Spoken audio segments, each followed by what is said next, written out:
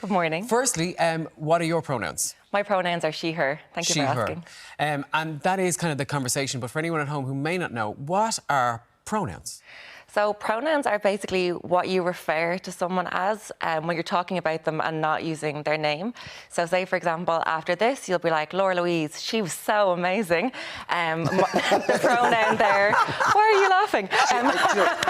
She was dead right in saying she was so amazing. The pronoun there was she. Yes. So it's important to remember that then in discussion when your exchange there just as you met. Yes. When Paul asked you what are your pronouns? Yes. Is that expected to be the common way you would engage for the first time meeting someone in future? Hi, I'm Ray. Nice to meet you. Would you discuss the pronouns, or what point does it come into the conversation? Oh, that's a great question, because I think it depends on the situation and the circumstances. A way you could do it, though, would be to introduce yourself and give your pronouns automatically. So you could show to somebody that if they want to give theirs back, that they can. So I could go, hi, I'm Laura Louise, my pronouns are she, her. Okay. And then if the person isn't feeling comfortable to share theirs back, they're not necessarily put on the spot to do so. Okay. And then if it's appropriate, you could ask them in a private maybe, or if it is just one-on-one, like, what are the pronouns you'd like me to use for you?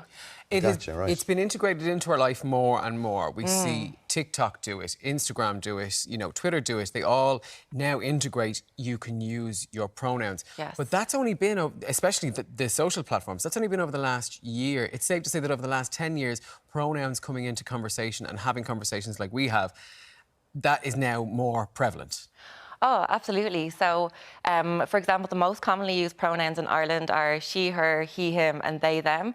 And I only heard they, them for the first time in 2017. So I'd even say the last 5 years, then the last 2-3 years. And I actually think, in a way, I don't want to say the pandemic kind of helped that, because everything was online. So it was kind of easier to bring pronouns in for a lot of people, just popping them up on Zoom rather than kind of saying it verbally. So I think it definitely helped to speed up introducing them. And I think the pandemic was a soul-searching mission for a lot of people who then, went down that route of kind of researching their pronouns and how they felt about themselves and how they identified. Am I right?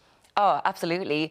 People had a lot of time and less distractions to maybe distract yourself from thinking about those things that could be difficult. And a lot of people were trying to discover who they are and also try out things like putting their pronouns up, or maybe they've been thinking, okay, I might identify as non-binary, or I don't think that she fits me anymore, so they might try out using a pronoun on Zoom or something, and the pandemic gave them the opportunity to do that. Right. Yeah. So talk us through then they, them in particular, because you mentioned she, her. Yes. Which we mentioned older generation. It's not necessarily, you don't even need to necessarily be that old to not want to get a grasp, but to make sure you get it right. She, her, he, him, we got.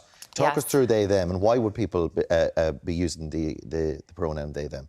So there's lots of different reasons that people would use they, them. For some people, it's simply because he or she doesn't fit and it's the only one that might do the job. Like in the absence of he and she definitely not working, it might be okay for them to use they, them.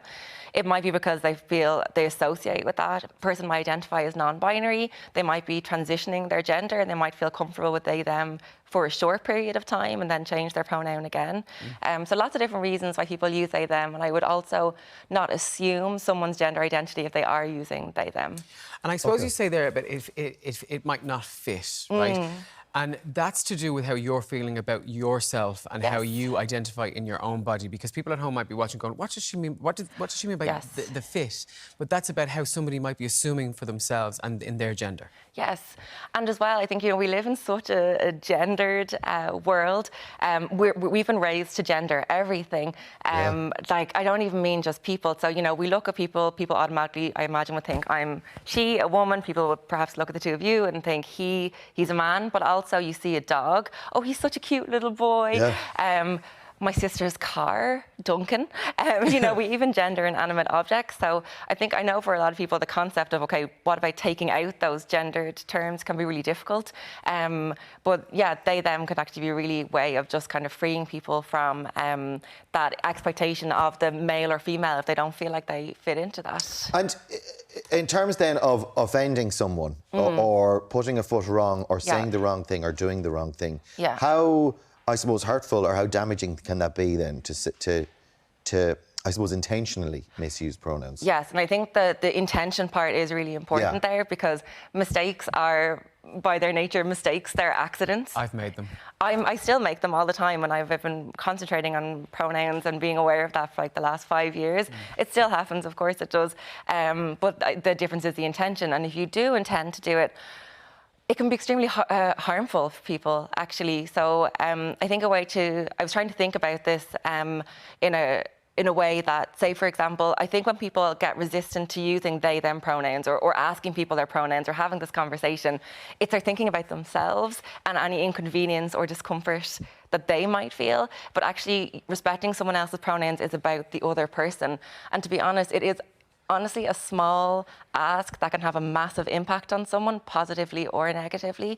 If you don't respect someone's pronouns, you can chip away at their self-esteem, because it's not just you, it could be a lot of people. And if someone is over and over mispronouncing you, it can really start to impact you. For example, if someone called me he over and over, I'd be like, why won't you call me she? Do that? Yeah. What's wrong? Like, why won't you accept me? You know, so it can really hurt somebody. I suppose, that is an interesting way of thinking of it, that the pronoun that you take for granted, or that it is who you are. It is a part of your identity. Yes. And by refusing it, you are actually, it is. And that goes a lot towards your self-esteem and your self-worth.